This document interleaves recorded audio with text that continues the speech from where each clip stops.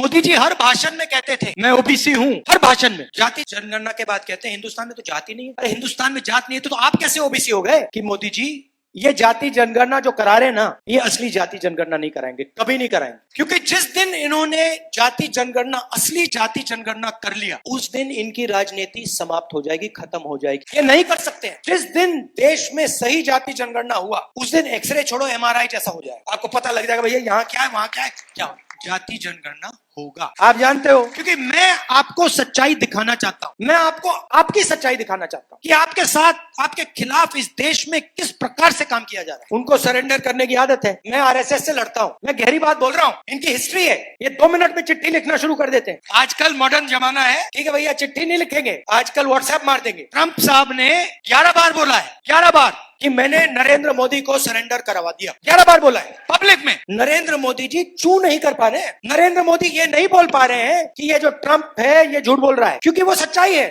कि जिसको हम इंडिया कहते हैं उसमें 90% लोगों की भागीदारी तो है ही नहीं। कि मुझे दिख रहा है, मुझे सच्चाई दिख रही है कि हिंदुस्तान में 90% को जबरदस्त दर्द हो रहा है। दुख के आप सबसे बड़े शेयर होल्डर हो, 90% दुख आपका है, आप दुख के शेयर होल्डर हो, बाकी कहीं भागीदारी नहीं है। ये देश सब लोगों का है, ये देश हर जात का है, हर धर्म का है। डरना नहीं, इनसे नहीं डरते। आपने सिर्फ हिंदुस्तान को नहीं, पूरी दुनिया को रास्ता दिखाया है। आपकी सोच ने, आपकी थिंकिंग ने।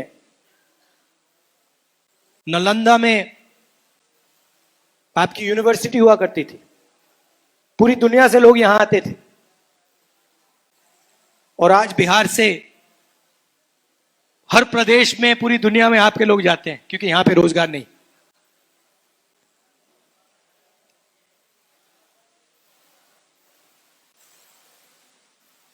मुझे भी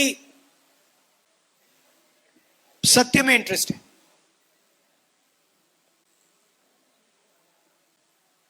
ये जो जाति जनगणना का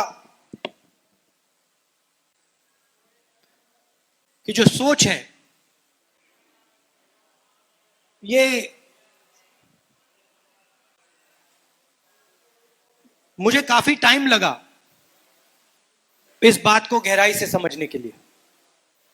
मैं राजनीति में 2004 में आया, और आस्ते आस्ते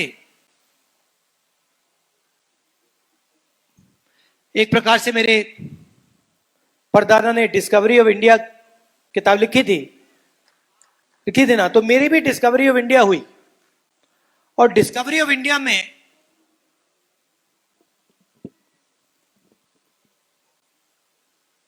आस्ते आस्ते मुझे दिखने लगा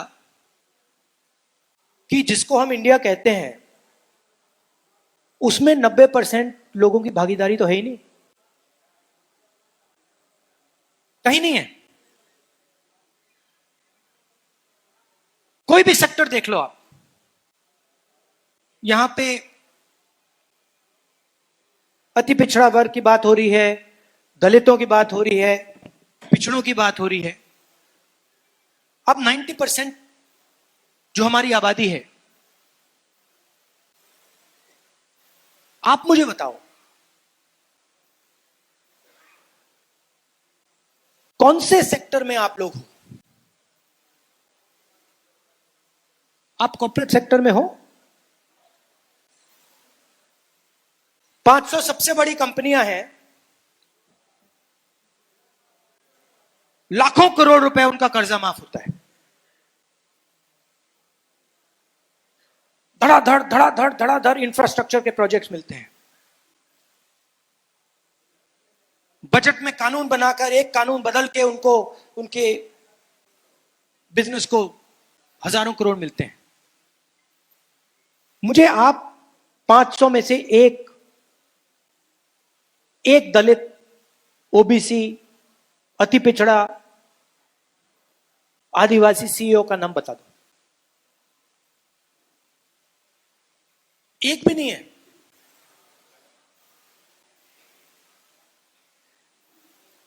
सीईओ छोड़िए, मैनेजमेंट टीम, सीनियर मैनेजमेंट, वहां मुझे दिखा दीजिए, वहां नहीं मिलेगा।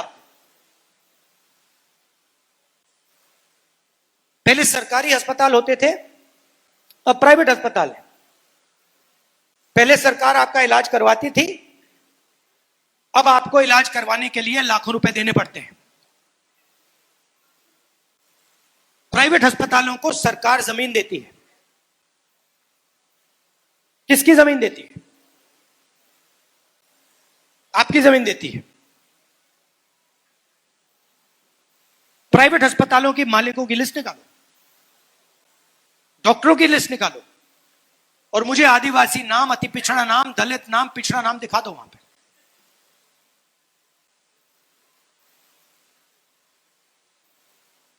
ठीक है, आप कहोगे नहीं, हमें कॉर्पोरेट सेक्टर में जगह नहीं चाहिए, हमें प्राइवेट अस्पतालों में जगह नहीं चाहिए, तो फिर मैं पूछूंगा शिक्षा के सिस्टम में बता दो।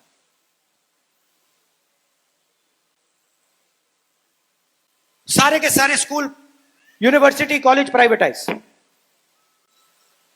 जमीन आपकी।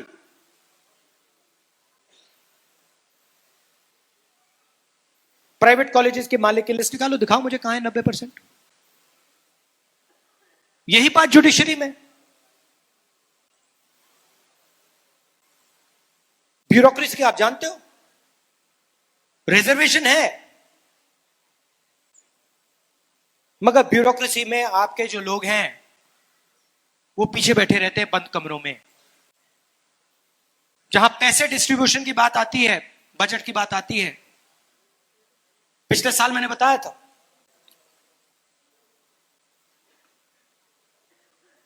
बजट 11 अफसरों ने बनाया, फोटो थी, 90% का उसमें कोई नहीं। बड़ी बड़ी मिनिस्ट्रीज को देख लीजिए,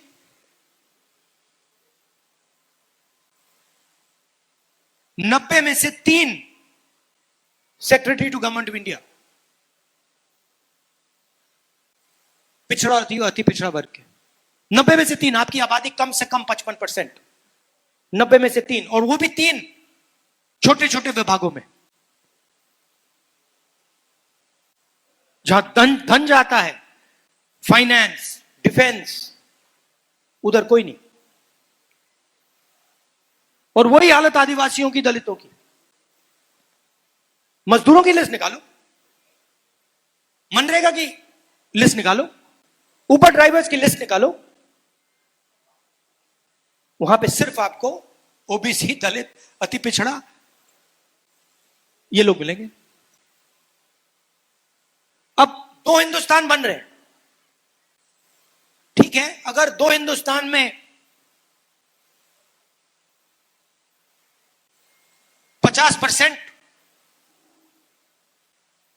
आपका कंट्रोल होता और 50% किसी और का, तो ठीक है, मगर आपकी आबादी 90% है और आपका कंट्रोल 5% भी नहीं है।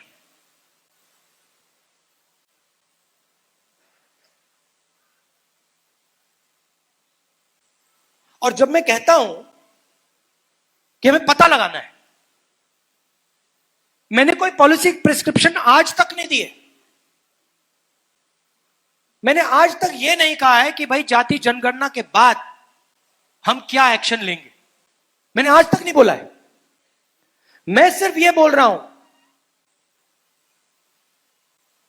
कि पता लगाना है कि इस देश में किसकी कितनी भागीदारी है, बस पता लगाना है। आपको चोट लगती है, आपको कभी चोट लगी है? हड्डी टूटी आपकी? किसकी यहां पे हड्डी टूटी?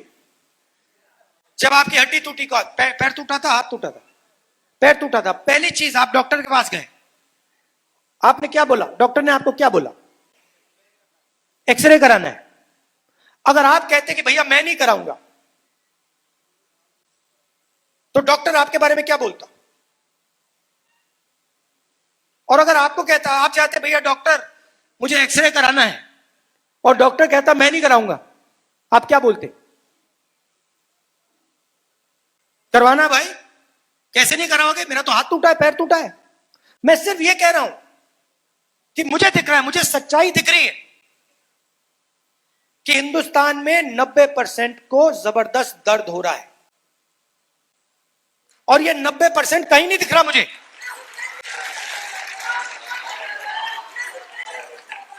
चाहे बलात्कार हो, गरीबी हो, दुख हो, दुख के आप सबसे बड़े शेयर होल्डर हो।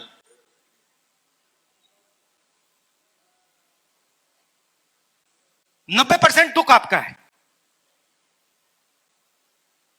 आप दुख के शेयर होल्डर हो, बाकी कहीं भागीदारी नहीं आपकी। तो ये तो मुझे सच्चाई दिख रही है, और जैसे मैंने आपसे कहा मैं सच्चाई देखता हूं, मुझे सच्चाई में इंटरेस्ट है। तो मेरे माइंड में आइडिया आया कि भैया देखो पता लगाते हैं ये है क्या, देश का एक्सरे करते हैं। मोदी जी हर भाषण में कहते थे मैं ओबीसी हूं, हर भाषण में। जाति जनगणना के बाद कहते हैं हिंदुस्तान में तो जाति नहीं है। अरे हिंदुस्तान में जात नहीं है तो आप कैसे ओबीसी हो गए?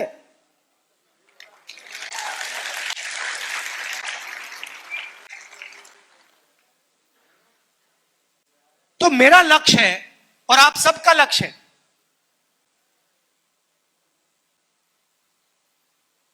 जाति जनगणना। और मैंने लोकसभा में मोदी जी के सामने आंख में आंख मिलाकर कहा कि मोदी जी जाति जनगणना होगा। आप जानते हो उनको सरेंडर करने की आदत है। आप देखो, मैं आरएसएस से लड़ता हूं, मैं गहरी बात बोल रहा हूं, इनकी हिस्ट्री है। ये 2 मिनट में चिट्ठी लिखना शुरू कर देते हैं। आजकल मॉडर्न जमाना है, ठीक है भैया, चिट्ठी नहीं लिखेंगे, आजकल व्हाट्सएप मार देंगे। ट्रंप साहब ने 11 बार बोला है, 11 बार, कि मैंने नरेंद्र मोदी को सरेंडर करवा दिया। 11 बार बोला है पब्लिक में। नरेंद्र मोदी जी चू नहीं कर पा रहे हैं।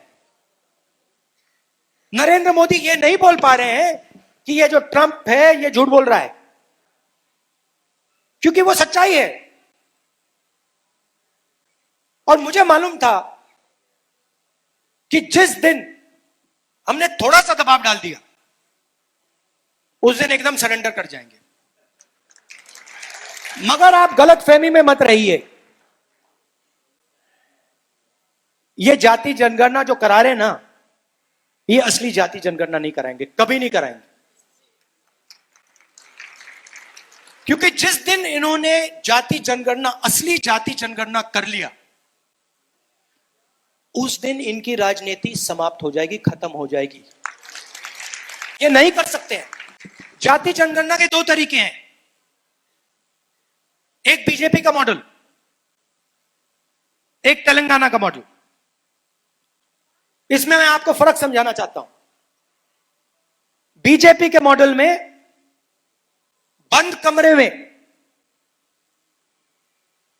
कमरे में अफसरों ने सवाल डिसाइड किए हैं। उन अफसरों में 90% का कोई नहीं था। बात समझिए, जाति जनगणना में सबसे जरूरी बात कौन से सवाल पूछे जा रहे हैं।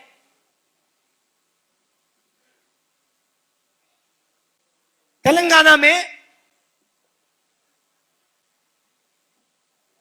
हमने तेलंगाना की जनता से खुला सवाल पूछा, पब्लिकली पूछा।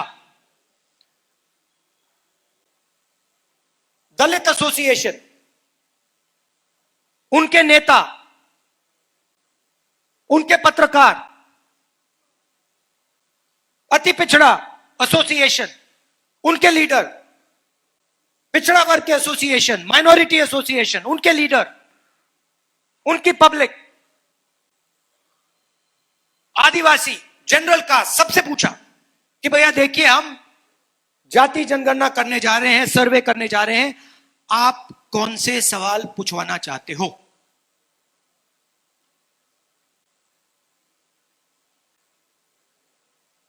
दलितों से हमने पूछा, उन्होंने कहा देखिए हम सवाल चाहते हैं कि आपने कभी अनटचेबिलिटी एक्सपीरियंस की है, हम ये पूछवाना चाहते हैं। पिछड़ों ने अलग सवाल दिए, अति पिछड़ों ने अलग सवाल दिए, दलितों ने अलग दिए, आदिवासियों ने अलग दिए। 3 लाख लोगों ने ऐसी मीटिंग्स में, खुली मीटिंग्स में जाति जनगणना के सवाल डिजाइन किए। उसके बाद सरकार तेलंगाना के हर घर में गई, हर व्यक्ति के पास गई। अगर वो व्यक्ति घर में नहीं था तो वापस गई, एक बार नहीं अनेक बार गई और डेटा कलेक्ट किया। बीजेपी का मॉडल यह नहीं है। बीजेपी का मॉडल है हम सवाल डिसाइड करेंगे और अगर आप जवाब देना चाहते हो दो, नहीं तो नहीं, और हम डिसाइड करेंगे। यह बिल्कुल फर्क मॉडल है। तेलंगाना मॉडल में क्या निकला, मैं आपको दो तीन उदाहरण देता हूं, आप हिल जाओगे।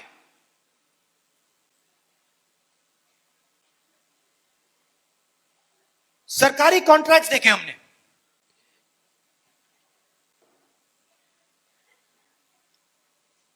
सरकारी कॉन्ट्रैक्ट तेलंगाना में, मैं बोल रहा हूं, खुल के बोल रहा हूं, तेलंगाना में दलितों को, आदिवासियों को, पिछड़ों को, अति पिछड़ों को सरकारी कॉन्ट्रैक्ट मिलते ही नहीं। 4-5% को सारे के सारे कॉन्ट्रैक्ट मिलते हैं। आप मुझे बताओ, अगर पिछड़ा वर्ग को कॉन्ट्रैक्ट नहीं मिलेगा, अति पिछड़ा को कॉन्ट्रैक्ट नहीं मिलेगा, राजनीति कैसे करोगे?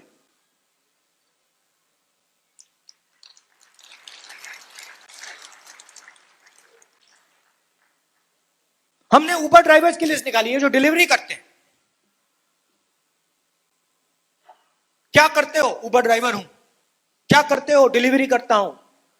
क्या करते हो? पिज्जा डिलीवर करता हूं। उसमें सिर्फ पिछड़ा, अति पिछड़ा, दलित, आदिवासी।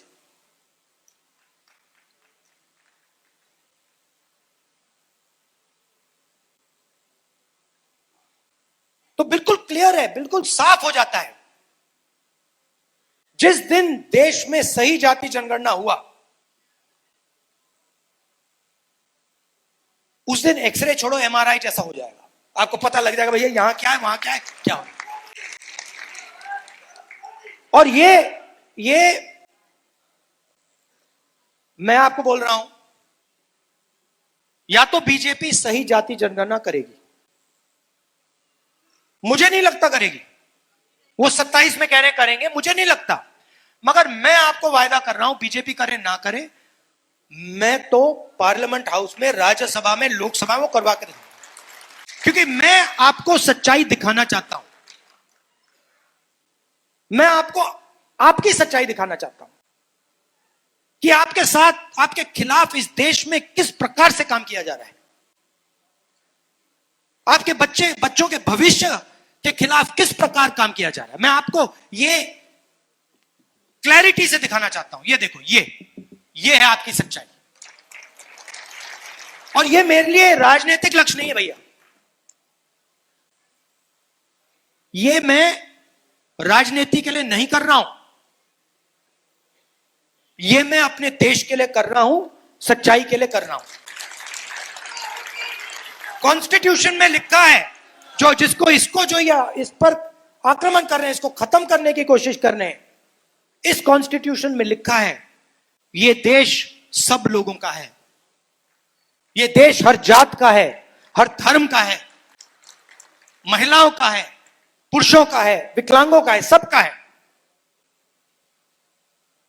और जाति जनगणना इस कॉन्स्टिट्यूशन, इस प्यारे कॉन्स्टिट्यूशन की रक्षा करने का तरीका है। और मैं जानता हूं जो मैं कह रहा हूं, इस बात को आप गहराई से समझ रहे हो, क्योंकि आपके लाइफ में आपको दिखता होगा। अभी मैं आया, छोटी सी बच्ची मुझे कहती है मैं डॉक्टर बनूंगी।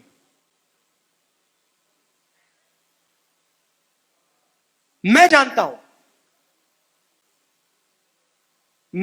हूं कि यह देश उस बच्ची से झूठ बोल रहा है।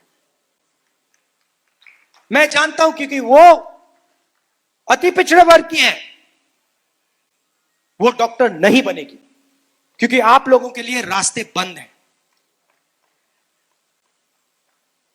और मैं वैसा देश नहीं चाहता हूं जो अपने बच्चों को झूठ बोले। डॉक्टर बनोगे, लॉयर बनोगे, कंपनी चलाओगे, आईएएस अफसर बनोगे, और फिर लिस्ट निकालो, कुछ नहीं, 90% उस लिस्ट में है ही नहीं। उसमें गरीब जनरल कास्ट के भी लोग हैं, वो भी परे किए गए।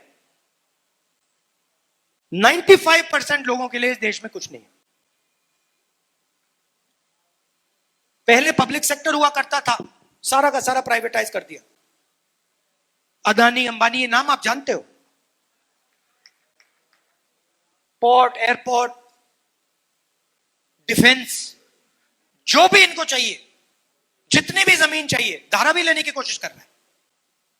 आप धारावी गए कभी? धारावी कोई गया यहां पे? धारावी इनोवेशन का सेंटर है हिंदुस्तान में।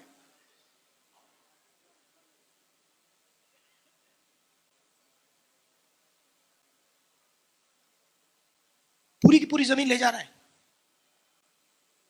लाखों करोड़ रुपए की जमीन, ऐसे ही दोस्ती है बस नरेंद्र मोदी के साथ।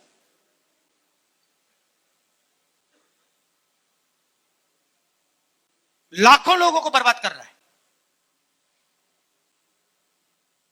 उनका रोजगार वहां है, उनका पूरा बिजनेस वहां है, वहां से उठा के ऐसे फेंक रहा है जैसे उनका कोई मतलब ही नहीं।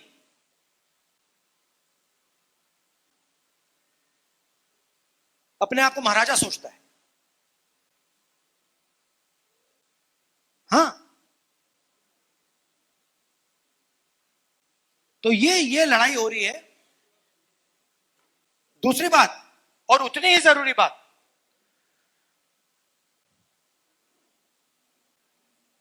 ये आइडिया कहां से आया कि हिंदुस्तान में सिर्फ 50% रिजर्वेशन हो सकता है? आपकी आबादी 90% और 50% की दीवार बना दी कि भैया 50% से ज्यादा रिजर्वेशन नहीं हो सकता। जाति जनगणना हमने तेलंगाना में की, और मैं आपको बता रहा हूं, जाति जनगणना हमने तेलंगाना में की, अगले दिन चीफ मिनिस्टर ने उसको, दीवार को तोड़ दिया। वो चॉइस ही नहीं थी भाई, अब ताली बजा रहे, चॉइस नहीं थी। जब उसने देखा कि जाति जनगणना में क्या लिखा है, जब उसने डेटा देखा, उसको पता लग गया कि भैया ये तो बिल्कुल गलत है, इसको तोड़ो। एक दिन नहीं लगा। तो मैंने दो बातें कही थी वहां पे, दोनों को कराऊंगा मैं। तेलंगाना में हो गया, कर्नाटक में हो गया, जहां भी हमारी सरकार बनेगी वो 50% को वहीं तोड़ देंगे। और जाति जनगणना में और इस दीवार में लिंक है। जाति जनगणना के साथ अगर हमने बाकी जो डेटा हिंदुस्तान की सरकार के हाथ में है वो जोड़ दिया, तो विकास का एक बिल्कुल नया तरीका बनेगा। जिस चीज को, जिस प्रकार से हम विकास के बारे में सोचते हैं, वही बदल जाएगा पूरा। मतलब पैराडाइम ही चेंज हो जाएगा। और ये बिहार से शुरुआत होगी। आप ही करते हो ये काम, आप लोग ही करते हो, हजारों सालों से करते आ रहे हो। और ये काम आप ही करोगे।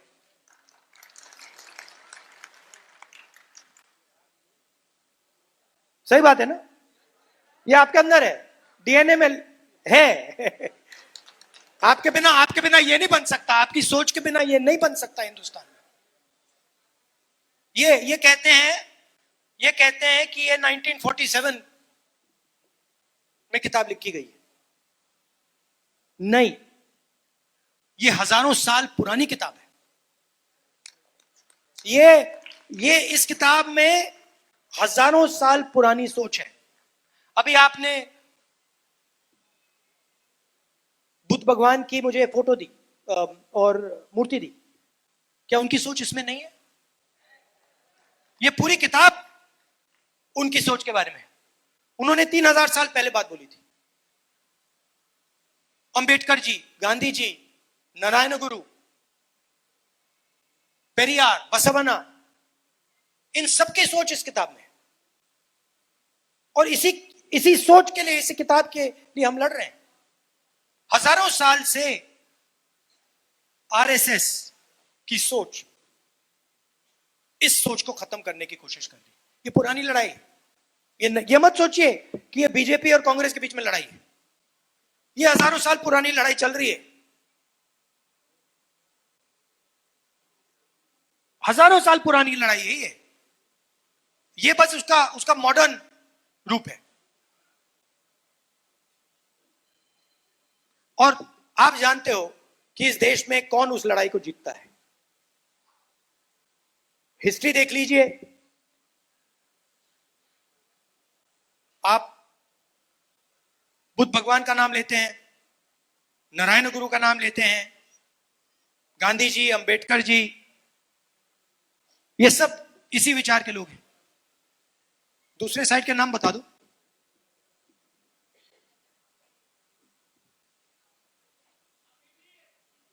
तो बेटे शांत हो गए, बिल्कुल कहीं नहीं। देखिए, एक तरफ महात्मा गांधी है, दूसरी तरफ सावरकर है। एक तरफ महात्मा गांधी है, दूसरी तरफ गोडसे है। गांधी जी ने पूरी लाइफ, जिंदगी सत्य और अहिंसा में दे दी। ऐसी स्पीच अगर कोई व्यक्ति 1000 साल बाद दे, वो भी गांधी जी का नाम याद रखेगा। किसी को नहीं मालूम होगा ये सावरकर कौन था।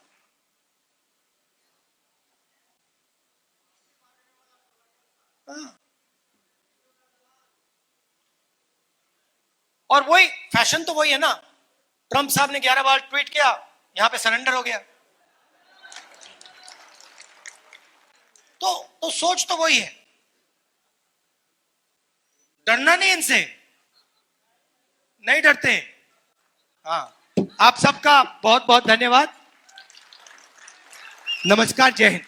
नेशनल दस्तक की आपसे गुजारिश है कि अगर इसको बचाना चाहते हैं तो नेशनल दस्तक को सब्सक्राइब करने के लिए रेड कलर के सब्सक्राइब बटन को दबाएं, फिर बेल आइकन की घंटी दबाएं। नेशनल दस्तक को बचाने के लिए बहुत जरूरी है कि हर खबर को शेयर करें, लाइक करें, कमेंट जरूर करें।